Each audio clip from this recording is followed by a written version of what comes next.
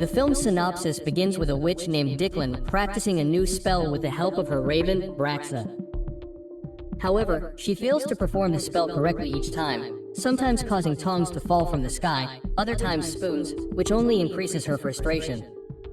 Ken returns home even more upset because tonight is Walpurgis night and she has not been invited. Abraxa tells him that this night is reserved for older witches and that she is still young, being only 127 years old. Ken retorts that she is 127 years, 2 months, and 22 days old, but he insists that she is still too young for her. Declan becomes increasingly frustrated and tells him that she must find a way to go to the flea market and join the witches on Walpurgis night, even if it is the last thing she does in her life. As she goes to bed, she continues to think about what she can do and can't think of a better solution than to go at all costs. She tells Abraxa that she will enter the party and dance with her without anyone noticing her presence. Abraxa warns her that this is dangerous and could cause her big trouble. But she doesn't care and takes her broom to go there and starts dancing among them. There, she meets her aunt, who is one of the elderly witches at the party. As soon as her aunt sees her and asks her what she is doing there, Declan replies that she wants to join her and asks her not to tell anyone. But her aunt calls all the witches and tells them that there is an intruder among them. The witches gather and their leader arrives. When they learn that Declan is only 127 years old, she mocks her, saying that she is still a child. But Declan tells them that she is capable of proving her strength and that she deserves to be one of them. At that point, the head witch says that she might allow her to join her next year on the condition that she proves that she deserves to be a great witch like her. Then she calls a witch to bring the great book that is so huge that the witches cannot carry it. She gives it to Declan and asks her to learn and master all the spells it contains so that she will be ready for Walpurgis night next year. But she must understand that if she fails, she will be deprived of practicing magic forever. Before leaving Declan, her aunt went to see the head witch and informed her that she had come to their party uninvited and that she must be punished as an example to those who break the rules. She suggested that he take her flying broomstick so that she would have to walk home for 3 days and 3 nights. The chief agreed and told Ken that they would take her broomstick. Declan was afraid and told him that she would not be able to get home easily that way. But the chief explained to him that the decision had been made and that they were going to take her broomstick and burn it. Indeed, Declan left and the journey was long and difficult. The book was very heavy and she returned home with difficulty after 3 days and 3 nests. She sat with Abraxa complaining about her tent and drew her tent in the shape of a pig. But Abraxa advised her that if she really wanted to get revenge on her tent, she had to learn the spells and prove her strength as a witch, and then she could join them. She told him that this book was a punishment for her because of the thousands of spells she had to learn. Abraxa replied that it was not a punishment but the best opportunity of her life, because after this year, she would truly become a powerful witch with the knowledge of her spells. Declan felt excited and began to practice the spell. Although it was difficult on her first attempt, where Abraxa ended up with rabbit ears and started laughing at herself. Then, she went out into the forest and saw women collecting wood. The forest manager, Mr. Foster, came to remind him that collecting wood was forbidden. The women tried to convince him that they needed wood to light a fire. Suddenly, Declan intervened and used his magic on Foster, which he made him accept, expressing his surprise at being convinced. Declan told her that the basket she was carrying was very heavy. He replied that he would carry it all the way home without any problem, which surprised him again. When they arrived home, she asked him to let the women collect the necessary wood. Seeing them happy, she also felt joy. She expressed her desire to help people and do more good deeds. Then, she went to the market to buy a new broom. Then she bought some sweets and walked. 2 children named Fernie and Thomas stopped in front of the sweet shop and were surprised to find sweets in their pockets. And they were surprised, which made them think that she had supernatural abilities as a witch. So, they decided to observe her. Later, Declan saw a girl selling flower-shaped paper, but no one bought from her. She used her magic to make the roses smell beautiful, which attracted the people in the market to her.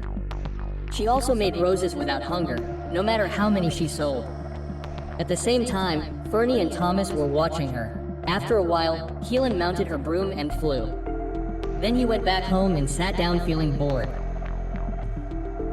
She told Abroxa that she just wanted to do a little spell, but he warned her that it was Friday and magic was forbidden on that day, and if anyone found out, she would be banned from practicing magic for life. While he was talking, Fernie and Thomas knocked on his door. She let them in, offered them some juice, and asked them what he was doing there. They replied that he was lost, and while he was talking, Declan offered them some food because they were hungry. Then Fernie asked Declan if she was a witch because she had seen what had happened at the market. Thomas told her not to say that and apologized to Declan. But Declan admitted that she was a witch and made Thomas' chair fly into the air. Fernie was very happy and asked Declan to make the table fly up to the ceiling and fill the bathtub with milk and honey. Declan did everything Fernie asked him to do, and everyone was happy until Dickley's tent suddenly arrived. The children quickly hid in a small cupboard while the tent asked Declan why the windows were closed and why the table was floating in the air. She asked her if she was doing spells on a Friday. But Dickley replied that she did not practice magic and that she was only cleaning the apartment. The aunt continued to search for evidence. Suddenly, she heard a sneeze coming from the cupboard and it turned out to be Thomas. She rushed to open the cupboard but was surprised to see Abroxa flying into her face. Declan rushed to close the cupboard before her aunt saw them, who kept reminding her that the witch's pet should be a cat, not a crow, and warned her not to do anything forbidden. Then she left. As soon as the tent was gone, Declan quickly took Fern and Thomas out of the closet and asked them to go home before the aunt saw them. As they left, they thought that Declan seemed to be a kind witch while the woman who had visited her seemed evil. At that moment, it was discovered that the aunt had hidden herself and was watching them. She asked them if they were with Declan, but Fernie and Thomas were afraid of her and quickly ran away. Days passed and we see Declan practicing her spell every day to improve her skills until one day the snow began to fall and she went to the market to play with the children. She found some girls who had made a snowman. So, she joined them, singing and playing happily until a boy appeared and wanted to destroy the snowman. Declan used her magic to glue the boy's feet to the ground and he fell and the snow fell on him and all the children laughed at him. She also made the snowman move and wink at him, which scared the boy and made him leave sad. This situation made Declan feel guilty for what she had done to him. So, she decided to follow him to apologize to him. When the boy arrived home, Declan saw that the boy's father was punishing him and treating him in a harsh manner. She went to talk to him and told him that she could help him. But he refused to talk to her at first, and once he felt safe with her, he told her that his father participated in the Paris every day, which made him lose all his money, and that's why he was irritable and beat him. Declan was very touched and insisted on helping him. That same day, the boy's father is seen entering an amusement arcade where there were bets on a KY game. When it was his turn to throw, Declan managed to control the bowling ball with his magic and make it change direction until it broke the wood in the room. When he tried again, Declan controlled the force of the ball and broke the wood in the room. And on her third attempt, she directed the ball to attack the bettors, which prompted the owners of the parlor to evict her. At that point, the boy stepped in to help his father, and then the father expressed his regret and apologized to the boy, expressing his determination not to return to that place and promising to play together as before. The boy left very happy, looking at Declan, who was very proud of herself. But the problem was that her aunt was watching her and noting everything about her. And then Declan returned home to find that Abroxa had thrown a party for her to celebrate her 128th birthday, which made her very happy, and she told him that it was time for the exam. The next day, her aunt came to tell her that the exam would be held at night and gave her the location. When she arrived at Delet at night, she found that all the witches were present, those who would be putting her through the exam. Declan stood before the witch and asked her to perform the thunder spell in the first test. So Declan did it and passed it easily. Then the second witch asked her to cast the wind spell. Declan followed the words, and a few moments later, a strong wind blew, and so she passed that test as well.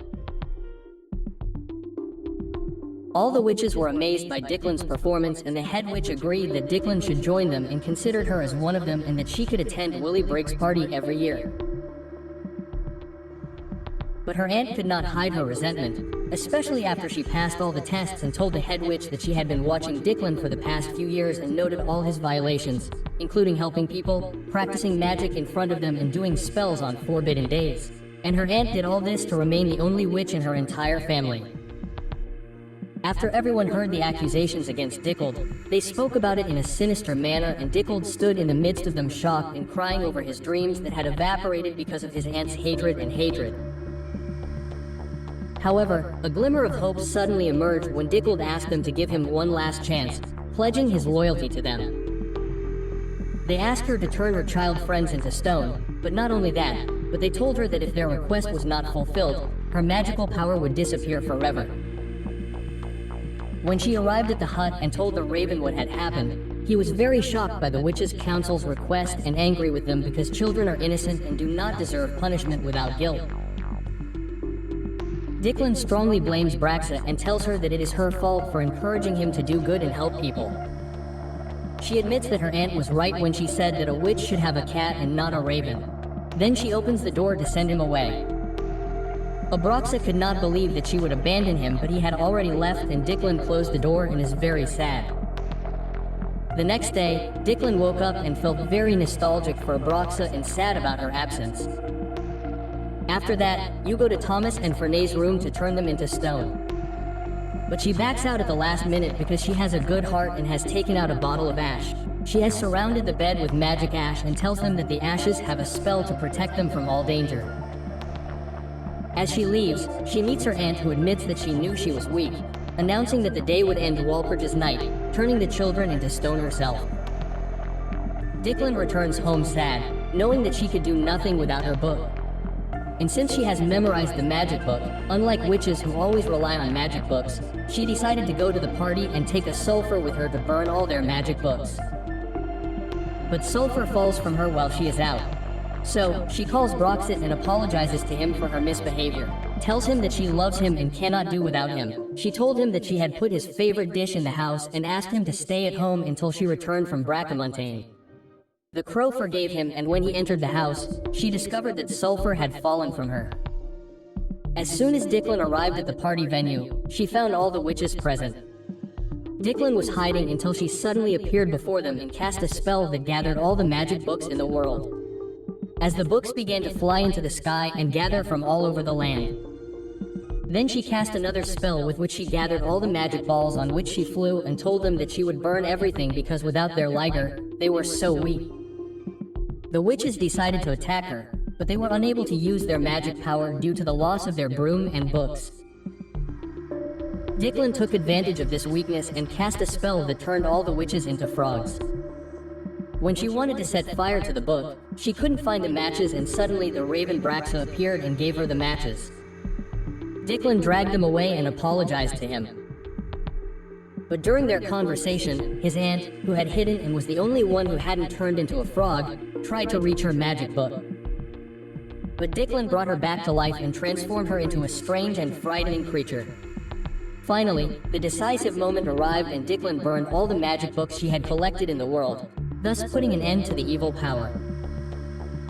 She celebrated the annual Walpurgia party, amidst smoke and destruction, with her raven and surrounded by all the animals. Dicklin became the only remaining witch in the world and lived happily in her hut with her raven. Thus ends the film. If you enjoyed it, don't forget to like, share, and comment.